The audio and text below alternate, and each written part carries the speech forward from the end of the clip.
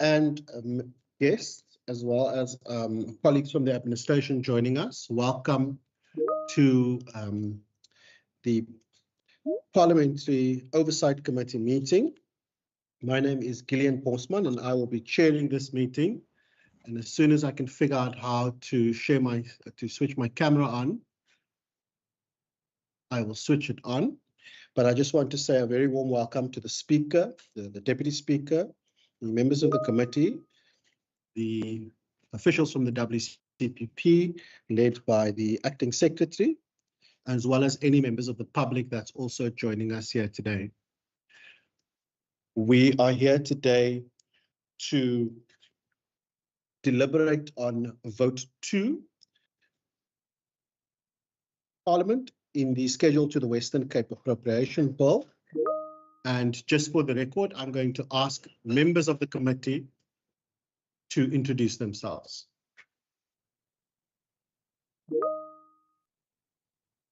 Morning, Chair. Dave Bryant, member of the committee. Morning, Chair. Benedicta van Minnen, member of the committee.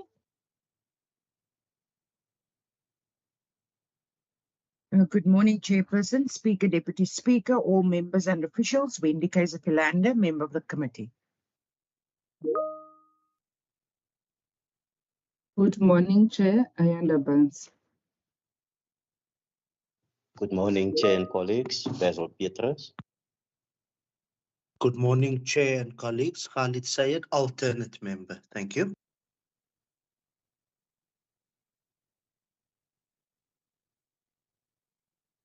Thank you very much, members. I'm now going to hand over to the delegation from Parliament, led by the Speaker, and ask Speaker if you would like to introduce your team, and then automatically afterwards go into any introductory remarks that you'd like to make.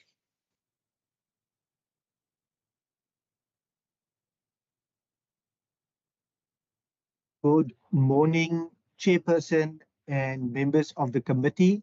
If I could humbly request 1 minute, the Speaker is having some technical matters, but he just logging out and in again, Chairperson. Then we will duly do the introductions. No problem. That's fine with us, Honourable Deputy Speaker.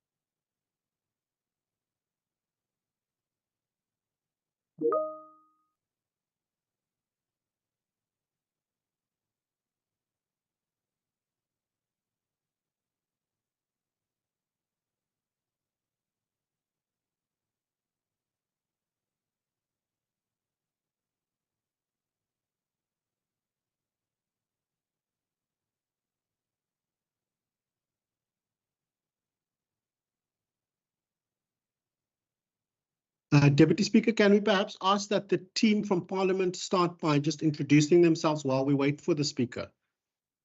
Good morning, colleagues. My apologies for the technical glitch. IT is busy sorting it out, but in the meantime, in the interest of time, I'm logged in on somebody else's computer. I hope that is in order. That is in order with us. We can see it's you, even though you have a different name.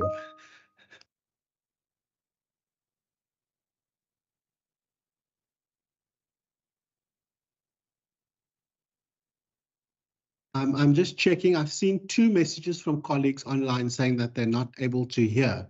Are members able to hear me clearly? Yes, Chair. Okay. Then I'm just going to start from the top and say welcome to everybody to this committee meeting of the Parliamentary Oversight Committee, where we will be deliberating on vote 2, the Provincial Parliament, and that's vote 2 in the schedule to the Western Cape Appropriation Bill. I'm going to allow the speaker to introduce the team from the WCPP and then immediately make any introductory remarks, if there are any. Speaker, over to you. Good morning, colleagues, once again. My name is Dalen Mitchell, and I'm the Speaker of the Western Cape Provincial Parliament. Chair, I will ask Ms. Goldstone, who has been appointed in terms of the relevant legislation as the Acting Secretary, to introduce herself and the team, if that's in order with you. No problem. Over to you, Ms. Goldstone. Thank you. Good morning, Chairperson, honourable members. I'm Margot Goldstone, the Director for Strategy and Institutional Oversight, and currently also the Acting Secretary to the WCPP. I'll ask each of the directors to introduce themselves. They are here with their teams. So if we can just go around the room. Thank you. Thank you. Thank you very much, Mr. Chair. I am Sunil Fouchier, Public Engagement. Good morning, Chairperson, members. Vernon Titus, Director Institutional Enablement. Good morning, Chairperson. Nicole Peterson, Chief Financial Officer.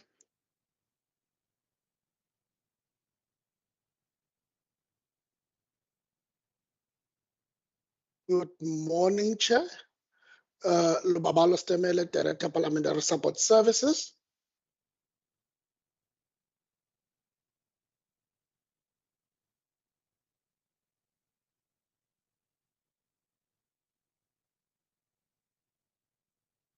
Any of the managers?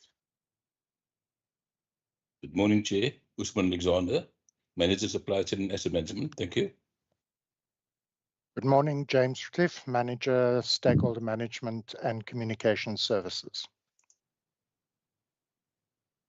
Good morning, Chair. Good morning, members. Chair. Sorry, Zandy, you go. Okay. Good morning, Chair and members. Zinzanigalo, Manager Financial Compliance and Internal Control. Thank you.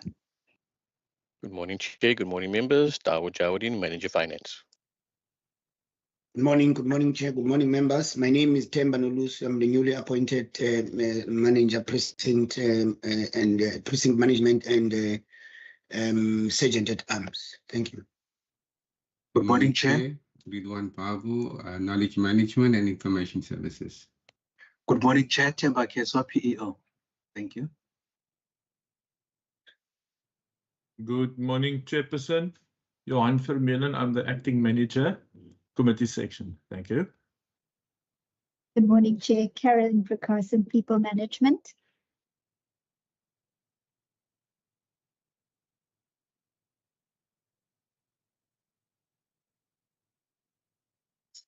Chair, I think that is the lot. For now, that is the team from WCPP. Thank you. Thank you very much, Ms. Goldstone. I'm now then going to hand over to the speaker, if there's any introductory remarks, and then directly after the speaker, I'll hand back to you, Ms. Goldstone, if there's any opening remarks in your capacity as Acting Secretary. Chairperson, thank you very much. Chair, I don't want to make any opening remarks. I think, if I may, I know that we've prepared a presentation where we've outlined the budget and budget priorities that will speak to the key priorities of the next 5 years, but also link that to the vision and the mission to ultimately achieve our impact statement for the Western Cape Provincial Parliament over the next 5 years and the MTEF. So with that, I'm happy to go straight into the presentation if that's in order with you. and then we will field the questions as we go through the budget book. Thank you. Thank you very much, Speaker. Let's then go directly over to the presentation. Thank you, Chairperson. I'll hand over to the CFO and Mr. Jody. Through your chair and members, with regards to the presentation, can I just confirm if anyone can see my screen? Yes. Okay.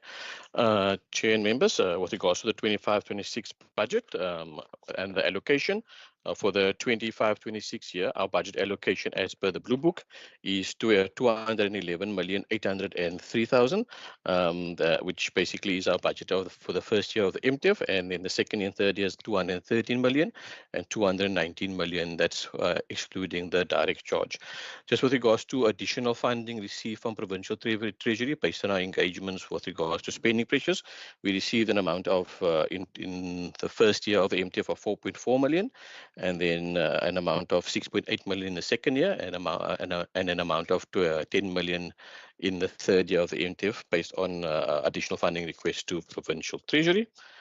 Then with regards to the budget per program, of our total budget of 211,803,000, that budget is a 4.26% increase of our budget of the 24-25 year, which is the revised estimate of 203,145,000.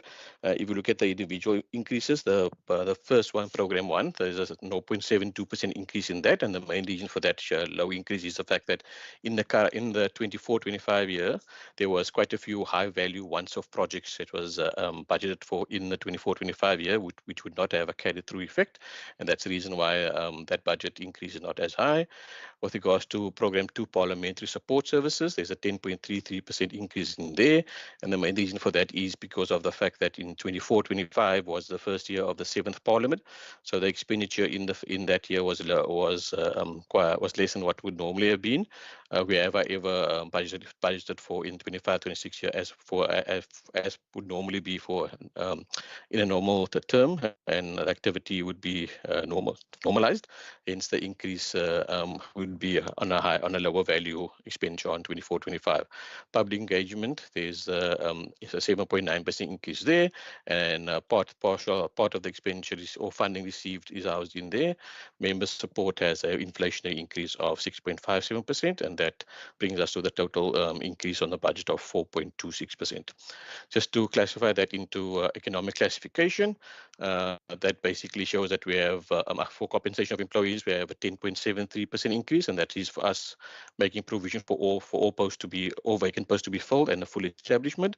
Goods and services decreased by 1.56%, and that's in direct relation to what I mentioned earlier, is the fact that we had quite a few once-off projects in the 24-25 year, which doesn't have a carry-through effect, and therefore that the budget does not increase as effectively as much in total. However, for items that do have inflationary increase and projects where we need funding, those provision has been made. Transfers and subsidies is a 7.87% increase. Payment for capital assets, there's a decrease of 34%, and the main reason for that is in direct relation to what I mentioned earlier as well. There's quite a few high value once-off expenditure that was budgeted for in 24-25. I can maybe just use one example. There was a 6.5 million rand budget once-off budget for the upgrade of the chamber committee rooms that was housed in 24-25, and that obviously would never carry through effect of that 6.5 million in the outer year, and therefore that decrease in the budget there. With regards to software and intangible items, there again, the payment of particular once-off software in the 24-25 year, which doesn't have a carry through effect, the provision is made for there. The 100% decrease in payment for financial assets, we don't budget for that. That's mainly if we have things like debt write-offs during the year for items where we follow up with debts and refer to state attorney. However, the state attorney would more than likely, or the state attorney would tell us that it's impractical or unfair or impractical to pursue the debt. So that item would normally be items, for example, debt write-offs, which we don't budget for, and hence the 100% decrease in that particular item. With regards to program 1, I touched on that already. The 0.72% increase there is because of the the ones-off projects housed, particularly in the sub-program institution achievement, and that's why we'll see that decrease of 6.9%. With regards to the other programs, there has been some additional funding received from PT, like I mentioned, the 4 million. Some of them is housed in this particular program, and hence the increase in that particular sub-programs. Economic classification for program 1, so the 0.72% increase, I mentioned those reasons for those. And in the bottom, like I mentioned earlier, 2 million of that 4.4 million addition funding is particularly for the impact assessment or the public perception survey, as well as organized stakeholder survey, which is within the Office of the Secretary as a sub-program and allocated into the 25-26 financial year. Oops, I skipped the slide there. Then with regards to, what's it doing that? Okay, then regards to program 2, the 10% increase in there is particularly, like I mentioned earlier, because of the slow expenditure in 24-25 due to the 7th Parliament. The baseline, the revised estimate of 24-25 is lower. However, we have made full provision in 25-26 for a full activity of a normal parliamentary year, and hence the 10.33% increase there. With regards to the economic classification, that just breaks it down into goods and services as well as compensation of employees. For program 3, like I mentioned, the 7.9% increase there is particularly with regards to additional funding received in this financial year as well. Sorry, in the 25-26 financial year, and hence that increase is slightly higher than what normally would be. And that particular additional funding relates to the digital online platform linked to the website, and the 200,000 is allocated in that particular financial year as funding received from Provincial Treasury for that particular strategic project. And we also received a 1.75 million in the second year of the NTF for that particular project to carry through. The reason, like I mentioned, with regards to the if members see this decrease in goods and services in program 3, and that's mainly due to the fact that there was quite a few, again, once-off expenditure in this particular sub-program, and that particular expenditure relates to the second SOPA we did have, and that additional expenditure inflated the 24-25 year. However, in 25-26, we provided for what we would normally would be, and that's the reason for the decrease in that particular item in goods and services. Program 4, that's member support, and there's mainly inflationary increase with regards to that, and provision has been made for member secretarial and constituency allowances. And that's just basically the breakdown of that. Chair, I'm not sure if that's too fast or if that's sufficient with regards to the breakdown of the budget, Chair.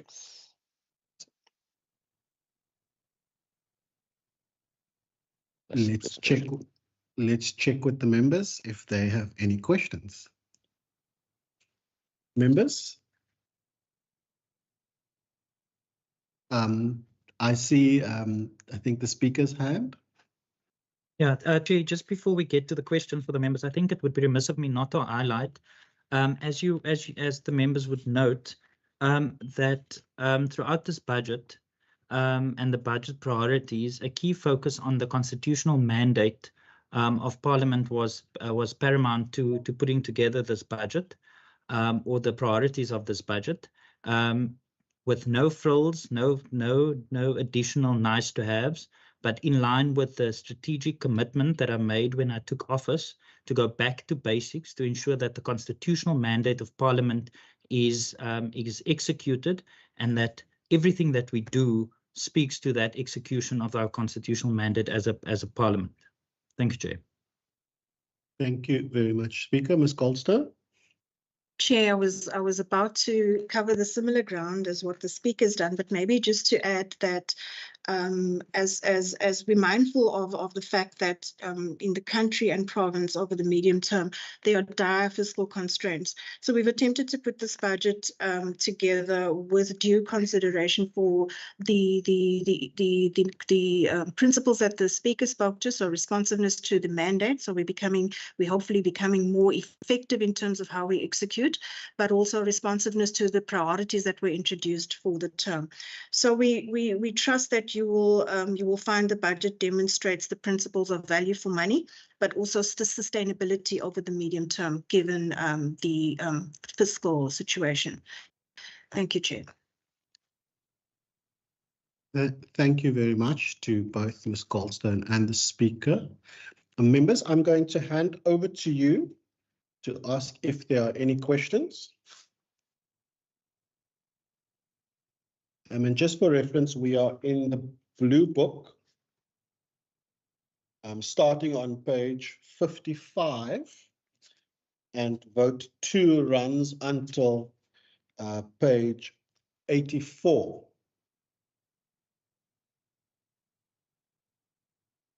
I see Member Bryant. Thanks, Chair. I mean, I think it's, it's not a very controversial budget for us to be looking at, but I just thought one thing out of interest from my side, the increase in parliamentary support services of 10%. Can we maybe just expand a little bit in terms of that and where that budget is going to be spent a bit more specifically? I see when one compares it with the increase for governance, it's a lot more. So just a little bit more in terms of what has advised that increase in spend, and a bit more in terms of the specifics. Aside from that, I am covered. Thanks, Chair. Thank you very much. Member Petrus. Thank you, Chairperson. I just want to know, do we have enough manpower and funding for the manpower to execute our mandate? Thank you very much. And to close off that round of 3 questions, Member Barnes. Thank you, Chairperson, and good morning once again to yourself, Management Speaker and Deputy Speaker. Maybe just 2-3 questions I would like to pose to the meeting today. On page 56, Chair, it states demands and changes in services. The title, under it, it says an increase in legislation. And now, Chair, one cannot help but just to wonder, truly you can see there's lots of legislation in front of us, but we also took note in the last administration of legislation that came to the House, like the Powers Bill, which one thinks it was really unnecessary. Are there any measures that are put in place, Chairperson, to prevent such bills to come again in front of Parliament, which for surely came with a lot of fruitless expenditure, which was not necessary, causing more strain than assisting even management on where it's supposed to be focusing on. My second question, Chair, is on page 57, budget decisions, the continuous implementation of financial management of Parliament and Provincial Legislation Act. Chair, also in the past, one has noted that cyber attack, I know that we are no longer attacked, but one would want to know if there are perhaps any latest updates with regards to that. Are we still safe? And maybe it sounds very narrow for me to ask it today.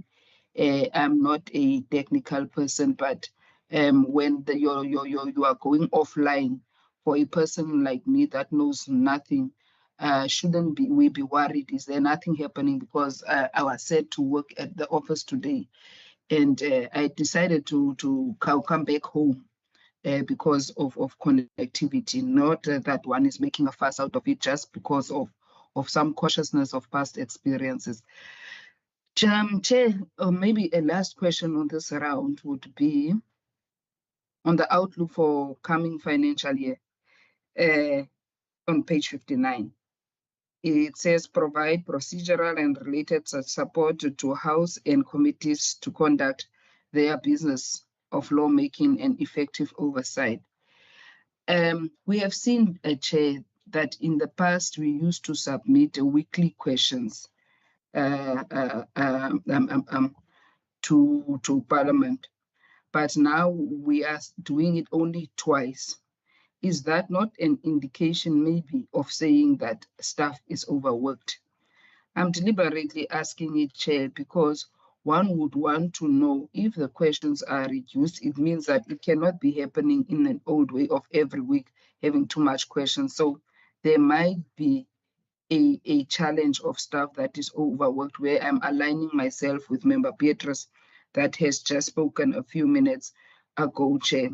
Then lastly, Chair, I think I want to revert back to the Blue Book, where it also says that the funding of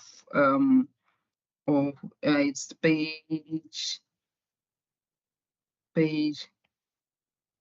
70, Chair, under table 9.2, summary of payments and estimates of program 2. I see that the allocation for standing committees has been decreased, and it doesn't make sense, Chair. Our core function of being members is to sit in these committees. What could be the reasons of that? What are the creative ways of addressing this as well, Chair? I think I'm going to park there for now. Thank you, Chair.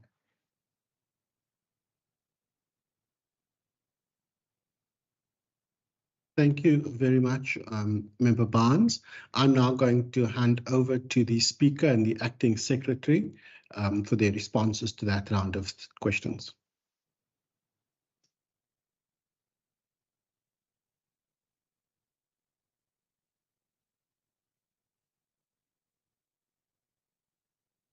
May I refer the questions by Member Bryant and Member Barnes to the CFO, the question on the increase in parliamentary support services compared to Program 1, and then the last question asked by Member Barnes as well. If the CFO and Mr. Jawudeen could respond to those, please. You, Chair, if I can answer those particular questions. Okay, Chair, just with regards to the first question regarding the increase of 10.33% for parliamentary support services.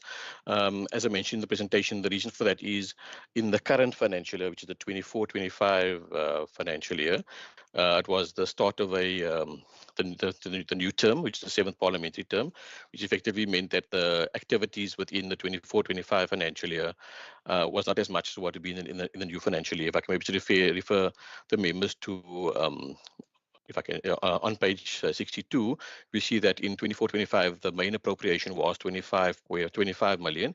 We then did reduce that to 24 million in the adjustments estimate to utilize some savings in that particular program for spending pressures in other particular sub-programs and programs. However, in the 25-26 financial year, we had allocated or had made provision for a full for the full budget increase in terms of what a normal year would be. So the main, like I said, the reason for the 10% increase is because it's based on a lower baseline of reduced funding in the 24-25 financial year, which is a program where there's underspending due to the fact that it was still a transition from the 6th to 7th Parliament.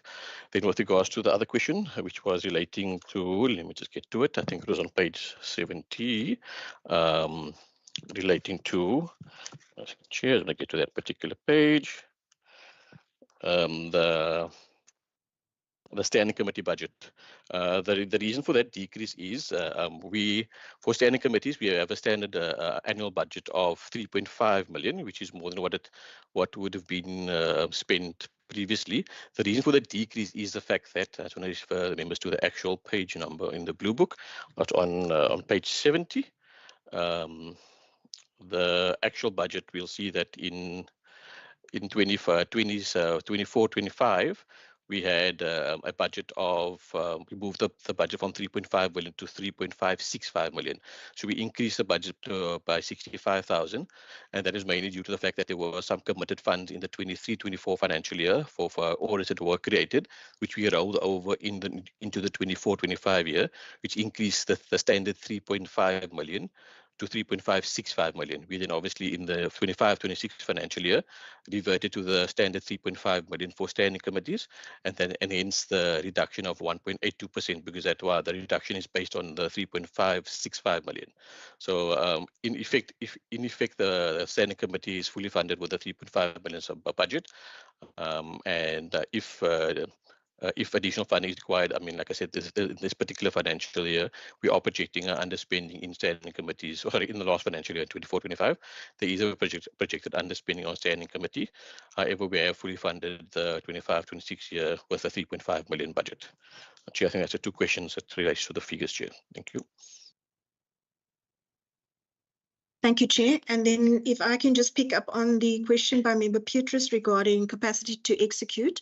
So for the 5 years, as part of the priorities articulated by the Speaker, a key priority for us will be strengthening the administration. So the focus there will be on organizational culture, but very importantly on the capability and performance of the administration. So this is a key area which the Speaker had identified when he had taken office as an area that needed to be elevated. What we will be doing over the 5-year term is building our capability in that regard, and we'll start with an organizational design exercise, which I think we have discussed with this committee before. It's essentially to establish what the current level of capability is in light of our digital transformation ambitions, and in light of areas where perhaps we have not been able to sufficiently service particularly the core business. So we're thinking of areas like research and content advisory support, which we obviously need to buttress in light of what we know has been a historical gap. I'll maybe ask Mr. Titus, to the Director for Institutional Enablement, just to come in if he has any view on the current state of the capability, and then also to address the question of to address the question of whether he has evidence that staff are being overworked, as per Member Barnes's question. Thank you, Mr. Titus. Thank you, Chair, and thank you, Acting Secretary. I think the Acting Secretary has covered most of the pertinent issues pertaining to the current thinking around capability. I think the Acting Secretary also spoke to 3 important areas. The one that looks at, and I think the member was probably speaking to capacity. Do we have enough people to perform the work? The second part is organizational culture. And is there competence to perform the functions that are required to be performed? Now, we are going to go through in this current financial year, we're going through an organization development exercise that will scientifically assess exactly what the member has been asking. Is the work divided appropriately within a team, for instance, and to what extent are we performing the functions that we are required to perform? Are some people working harder than other people, etc., etc.? So I think that is covered, and there's a firm commitment through the project timelines that will be implemented within this year. And it cannot be just because Vernon Titus is saying so. It has to be an independent report that must look at the assessment of the current state of affairs within the organization. As far as employee wellness is concerned, because we do get reports from our service provider pertaining to wellness of individuals across the organization. Some of it refers to various stressors. We are aware that there are various stressors. It is a mixture between personal personal stress and work stress. And we are monitoring this, not unusual and not spiked against the norms within the province and within the country. That's all from my side. Thank you, Chair. And then, Mr. Titus, just in terms of our resilience in relation to the cyber security, if you want to come in there as well, please. Thank you, Chair. I'm actually very grateful that member Barnes has asked this particular question, because it keeps the issue of cybersecurity firmly on the agenda. We've been saying for a very long time that the biggest risk for cybersecurity within any organization is its people. And so I want to use this opportunity to also encourage the members of the POC who may have had emails pertaining to the Know Before training, to engage with that training, because the human chain, clicking on particular phishing and bait emails, those are the temptations that we should be aware of. And so I'm also appealing to members here to participate in forming what we call a human chain here of defense. So that is from a human perspective. So we are dealing with training to ensure that all staff and members of parliament are aware of the risks and what the format and the form of those risks are. That is an ongoing training exercise. While we've had 100% of staff participate, we've not had that same level of participation on the part of members. So that is the first part of it. I think the second part of it looks at the establishment of what we call a SOC, which is a Security Operations Center, which we did not have prior to the previous cyber attack. So we've established the Security Operations Center through a service provider. We are looking to refine that even further, as well as what we call a SIEM, S-I-E-M, Security Information Event Management System and Process. Now, these two allows for us and for our other systems like our firewall and whatever that is also outsourced to be assessed, monitored 24/7 for any kind of infiltrations and any levels of vulnerability that would be within our system. Members would also know, have been here at the time of the last cyber breach, that all our laptops have what we call a Defender software on there. It's software not to monitor what we are doing on our laptops, but it's software that looks at any potential threats on any device and at any endpoint. These are important because this communicates the monitoring process to the SOC as well as to SIEM if that is required. So the SIEM is our actual response to when there has been a cyber attack, but we've got to be proactive. So that is the manner in which we are dealing with this. And part of what we are receiving, Chair, on a monthly basis are full reports from our service providers with regards to our vulnerability, our posture, and to what extent we are able to remain safe within the cyberspace. We've made some significant investments, and we are looking to capitalize and enhance those investments. Thank you, Chair. And Chair, just to add, in terms of the significant investments, our investment in cybersecurity in particular, both in terms of the human capacity, so dedicated capacity to deal with cybersecurity in the organization, as well as systems capacity, is a major budget item in terms of our allocations for the NTF. So, and this is in light of the fact that we are conscious that the whole issue of cybersecurity has escalated globally. And governance and political institutions are particularly vulnerable to these kinds of attacks. And so we will never really, from the looks of it, arrive in terms of being 100% secure. And our posture, our position is to keep improving our posture to be better responsive and to be ready should there be such an attack. So thank you, Mr. Titus. I think we are almost covered, Chair, on the questions. Did I miss any? I think you covered all the questions, but can I just check with those three members? Are you covered, members?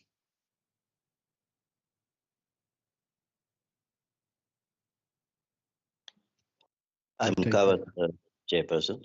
Thank you. Thank you very much, Member Petrus. Members, I'm opening it up for another round.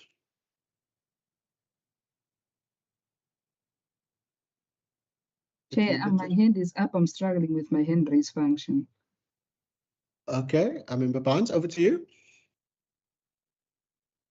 Thank you very much once again, Chair. Before I ask my last question, maybe just a comment, Chair, and in assisting the meeting and myself also. I think the questions that one is raising is actually to complement the work that management and staff of the WCPP are doing for us as members and a community of the Western Cape at large. It is not to criticize, but to better. When I raise the question of staff that is overworked, I didn't expect to bring evidence, Chair, because I think I made a practical example of saying that questions are brought in lesser than it was before. It could be that we as members, we don't give questions.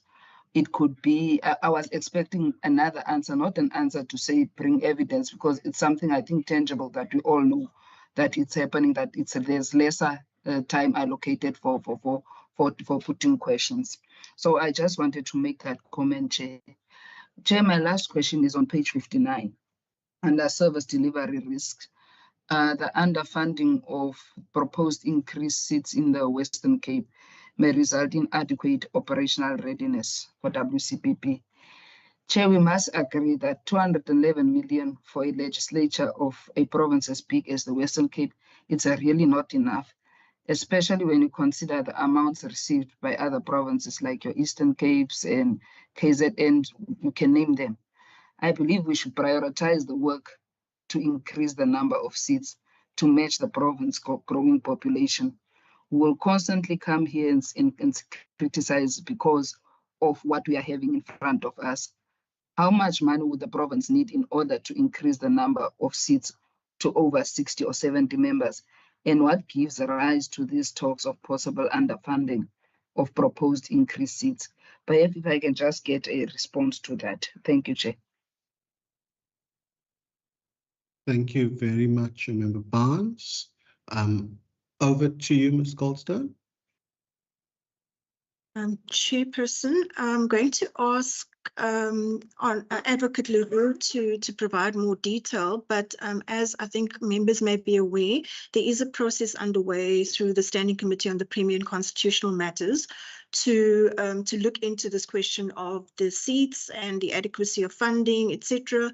The latest information I have is that a briefing was called for by that committee in mid-March, around the 11th or the 12th of March, and then subsequently resolutions were made requesting further information on particularly the issues around funding and some comparative analysis, which was requested by the committee.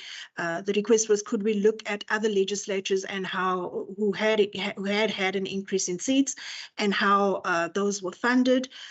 So there is work being undertaken by that committee and also by the administration to look into the actual ask. So what exactly would it require of us or of Treasury if we were to adequately fund that? But I'll just ask Advocate Leroux to come in and maybe add some perspective from his engagements through that committee. Thanks, Chair.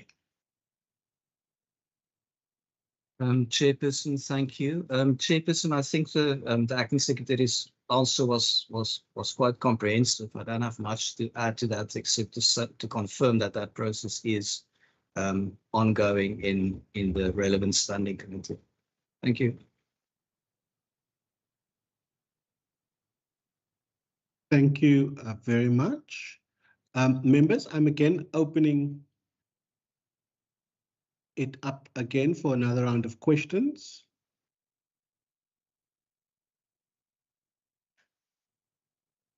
Maybe while you think, if I could perhaps ask, one of the service delivery risks that are identified on page 59 speaks to the underdeveloped staff resilience. Perhaps if the administration could outline what specific resources have been allocated to address staff resilience and improve overall capability and performance within the WCPP, specifically how it aligns to the strategic plan of the WCPP.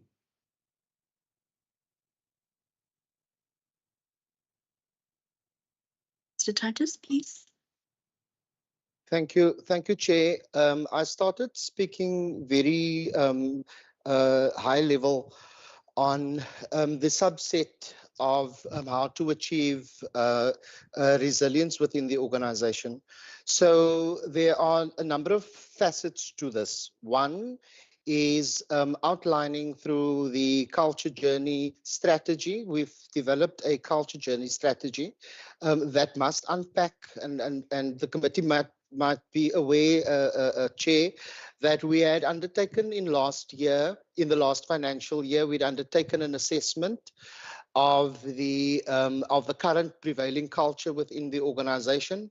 We've had high participation among staff with regard to that, and we've had some feedback with regard to the findings of the culture strategy, looking at what we're currently experiencing and what we would like to see happening from a culture perspective within the organization. That then resulted in us identifying a strategy with particular implementation phases over a period of time. Now, while we understand that that one facet of organizational culture also looks at overall resilience and values, we also know that another part of it really looks at what our current job satisfaction processes look like within the organization. So within the strategy, we've identified particular initiatives that must be rolled out. Part of that looks specifically at to what extent and how we actually build a culture of firstly resilience, but also a culture of psychological safety within the WCPP. And there are particular initiatives that we've identified. Again, Chair, you would also see that in our new APP, this is a deliverable. Just the strategy itself is a deliverable for this current financial year. We've identified that. We have had some intervention with the leadership in the organization pertaining to the culture journey and what it is that we are expecting and seeing for ourselves within the overall strategy that we're speaking about. So culture is a cornerstone of enabling. The other part that I've spoken about earlier on was the issue of capacity. And here the question is, do we have enough people to perform all of the work that is required to be performed as direct support to the work of the mandate of Parliament?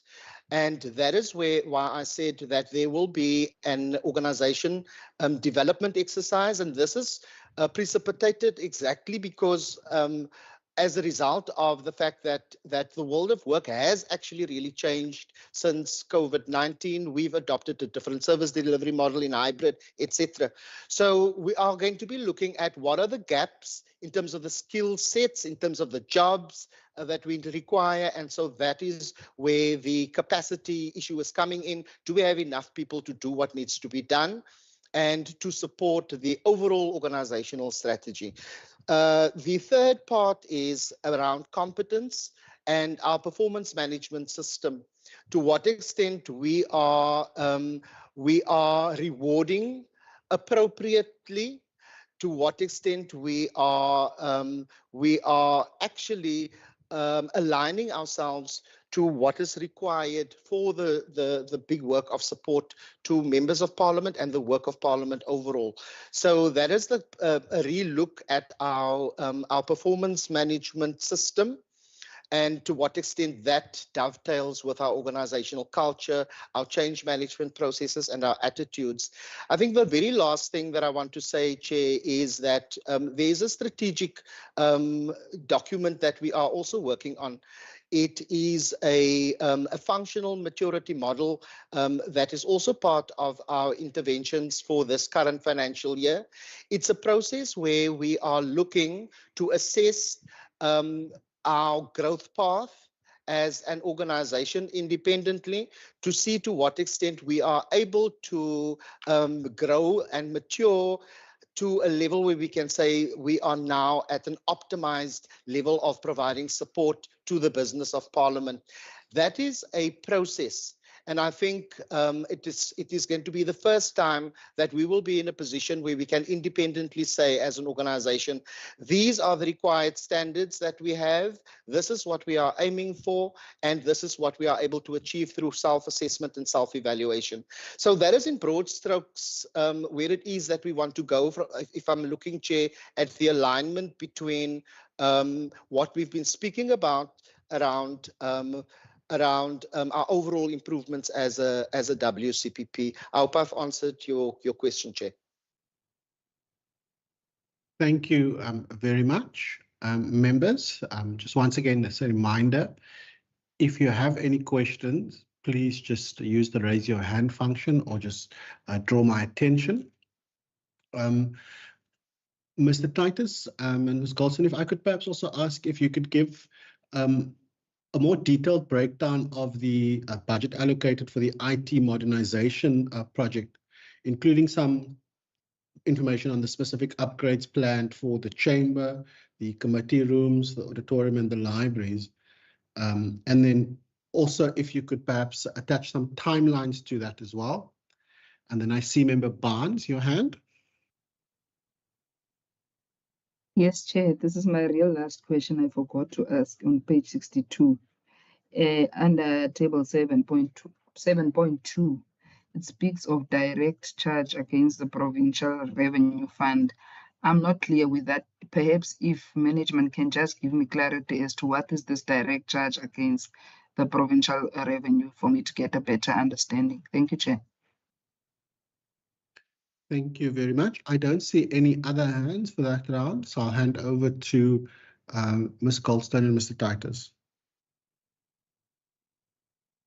Mr. Titus, and I think Mr. Jodine can perhaps also assist with the rollout plan in terms of the budget for modernization.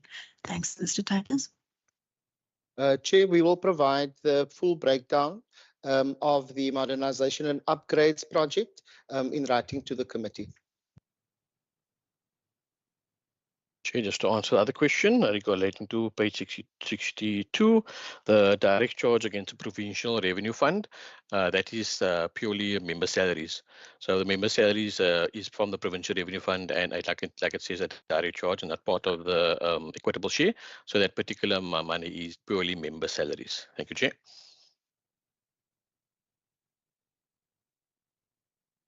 Thank you very much. Colleagues, are there any other questions?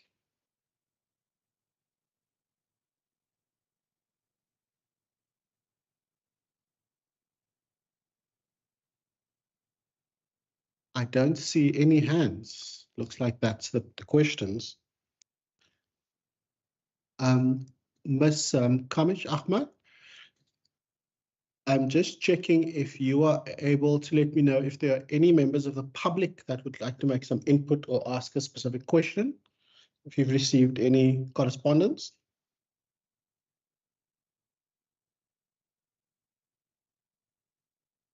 Chair, can you hear me? Chair, can you hear me? Chair, can you hear me? I can hear you multiple times. There's an echo.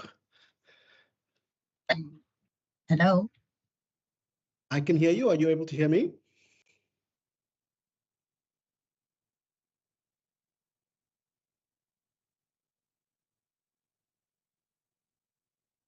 Ms. Kamish Ahmad? Chair, we can hear you.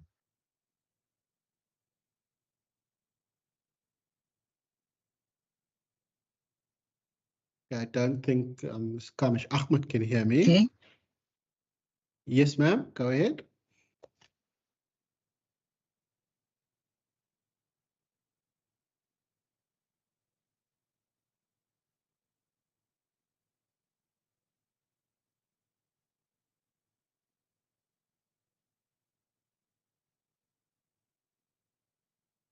Ms. Kamish Ahmad, are you still there?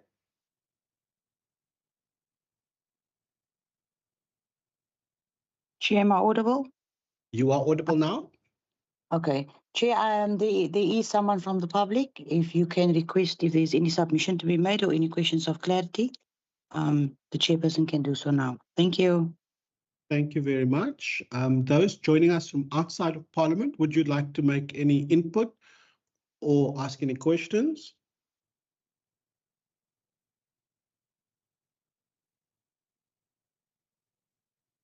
You can either just raise your hand or just start speaking.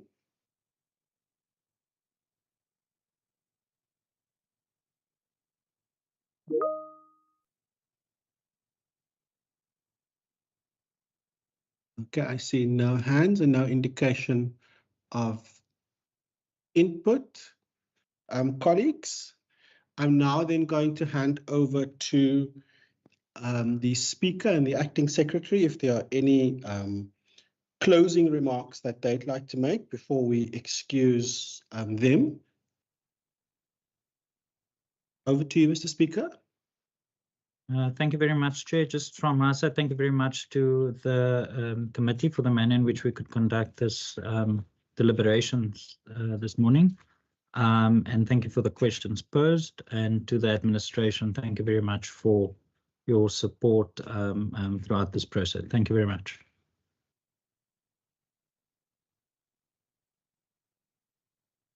Thank you very much, Mr. Speaker, and thank you very much to all the staff at the WCPP as well. You are all welcome to grab a cup of tea and you may leave the meeting, but the members of the committee will stay behind. Thank you, Chair. Good afternoon. Thank you. Thank you, Chair. Good morning. Thank you, members and Chair. Bye, everyone.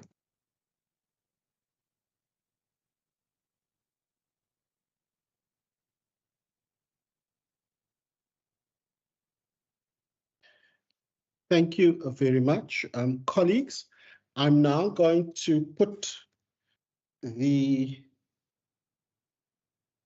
vote to Provincial Parliament, and that would be vote 2 in the schedule to the Western Cape Appropriation Bill B2 of 2025 to the committee, and ask the committee if the committee supports the vote.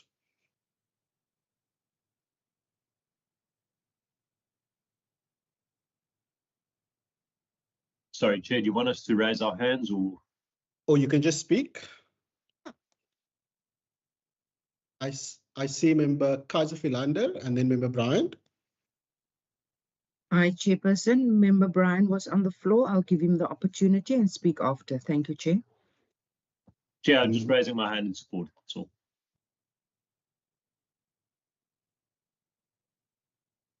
Okay, Member Kaiser Philander, your hand was raised first. Member Bryant has lowered his hand. Chairperson, I second the support expressed by Member Brian. Thank you. Thank you very much. I see Member Barnes. Thank you, Chair. The ANC wishes to note that the decrease in this adjustment budget for vote 2. But on those basis, Chairperson, the minority view of the ANC is not to support the budget in line with Rule 90, and it must be noted. Thank you, Chair. Thank you very much, Member Barnes. Ms. Kamish Ahmed, I'm not sure if we can screen a draft report, but I can also just read a draft report into the record if that's good, or if you have it.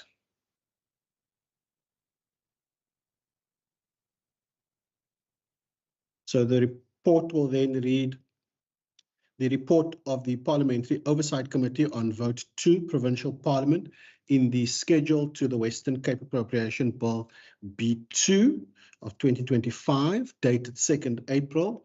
The Parliamentary Oversight Committee, having considered the subject of Vote 2 Provincial Parliament in the schedule to the Western Cape Appropriation Bill B2, refer to it in accordance with Rule 188, reports that it supports the vote, and in accordance with Standing Rule 90, the African National Congress expressed its minority view not to support the vote. Members, that is then the report.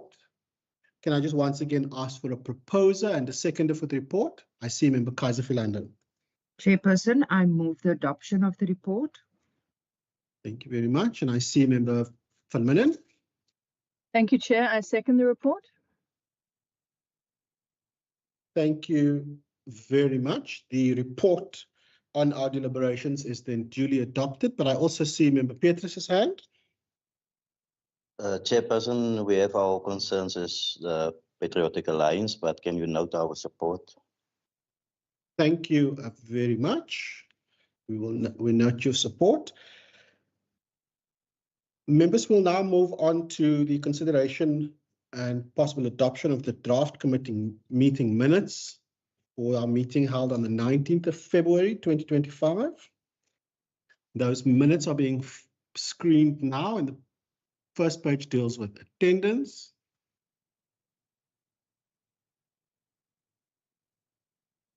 And in that meeting, we received a briefing on financial and non-financial performance, and we took certain resolutions.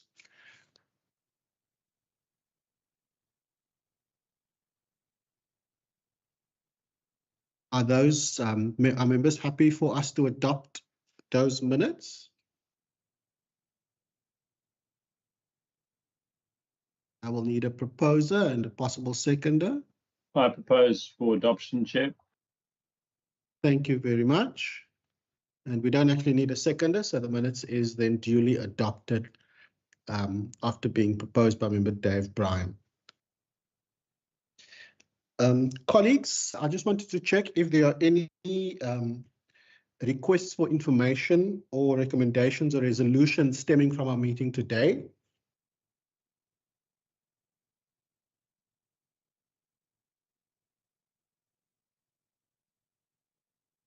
So besides the written response promised by Mr. Titus on the detailed breakdown of the budget allocated for the IT modernization program around the specific upgrades planned for the chamber, the committee rooms, the auditorium and the library, as well as the timelines and the key deliverables, are there anything else, Member Bryant?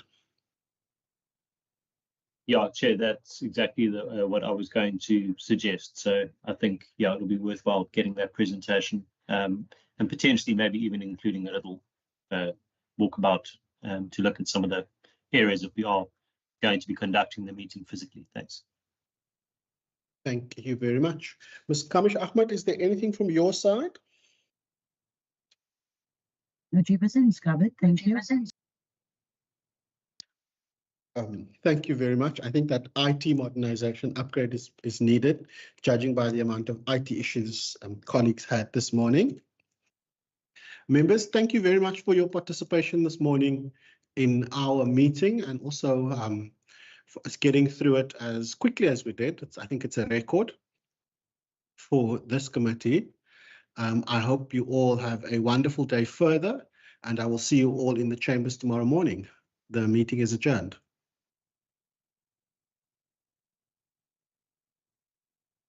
Thank you, Chair. Thank you.